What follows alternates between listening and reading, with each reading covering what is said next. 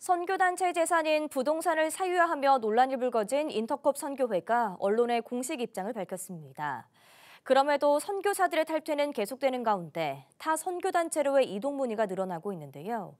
이런 혼란 속에 인터콥은 올여름 선교 캠프까지 열겠다고 나섰습니다. 장세인 기자가 보도합니다. 몇 달 전부터 불거진 인터콥 선교회 최한우 본부장의 부동산 사유화 논란. 인터콥 선교회에 소속되어 있던 선교사들이 탈퇴하는 이유입니다. 선교사들은 단체의 부동산이 최바울로 알려진 최한우 본부장 또는 그 가족들의 명의로 바뀌어 있는 것을 보고 인터콥 조사위원회를 꾸렸습니다. 등기부등본을 확인해보면 서울 마포구 신공덕동의 건물은 2019년 9월 최한우 본부장이 대표로 있는 인터콥의 산하기관 전문인 국제협력단으로 소유권이 이전됐습니다. 그리고 2021년 1월 지하 포함 총 4층짜리 해당 건물은 최 본부장의 딸인 최모 씨에게 지분의 절반인 2개 층이 넘어갔습니다. 조사위원회가 지적하는 문제는 협력단이 12억을 주고 산 건물의 절반을 최 본부장이 딸 최모 씨에게 2억 5천에 넘겼고 심지어 최모 씨는 협력단으로부터 2년 동안 매달 100만 원씩 총 2,400만 원의 월세까지 받았다고 주장합니다.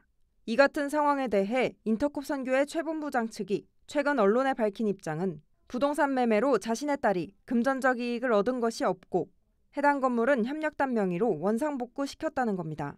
하지만 왜 이런 일이 일어난 건지 2년간 딸 최모 씨가 받은 월세는 협력단에게 돌려줬는지 확인되지 않았습니다. 이사회 의사록이나 이런 것들이 있어야 되는데 독단적으로 결정을 하셨다면 배임이 되지 않을까. 특수관계인들 사이에서 그렇게 저가 매매가 일어났거든요. 아들한테 집을 파는데 시세보다 훨씬 적게 팔아서 부당한 이익을.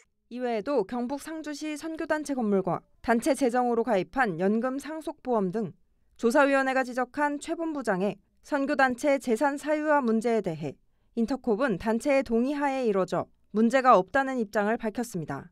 이 역시 단체 이사회 소집 과정에서 명확한 동의가 이루어졌다는 증거는 아직 제시하지 못하는 상태입니다.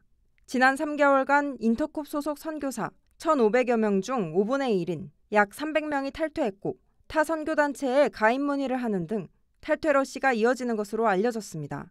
인터콥에서 나온 분들이 건강한 단체로 들어가는 건 좋은 일인데 그 단체들이 이제 어떻게 또 수용을 할지 각 단체가 하는 일이고. 특히 인터콥은 선교 연합기관으로 공신력을 인정받는 한국 세계선교협의회 KWMA 등에서 신사도 운동이라고 비판한 백투 예루살렘을 중심 가치로 삼는 단체.